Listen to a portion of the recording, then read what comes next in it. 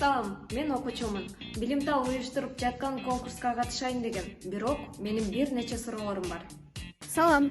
Сен чындыгында аябагандай сонун чечим чыгаргансың. Анда сенин суроолоруңа мен жооп берип кетейин. Китеп конкурста минутага салып окуп жарышабызбы?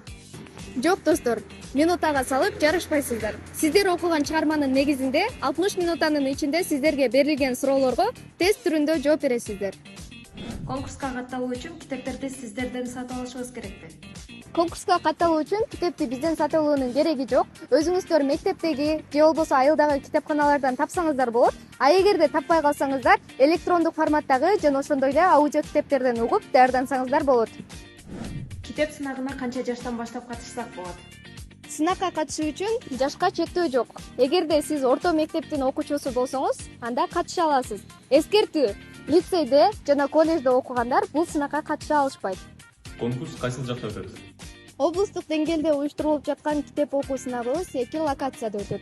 Биринчиси Талаш жана Бакай Ата районунун окуучулары үчүн Абжалбек Чопонкулов атындагы номер 1 орто мектебинде. Ал эми Айтматов жана Манас районунун окуучулары үчүн Жылдызбек Субанкулов атындагы орто мектебинде өткөрүлөт.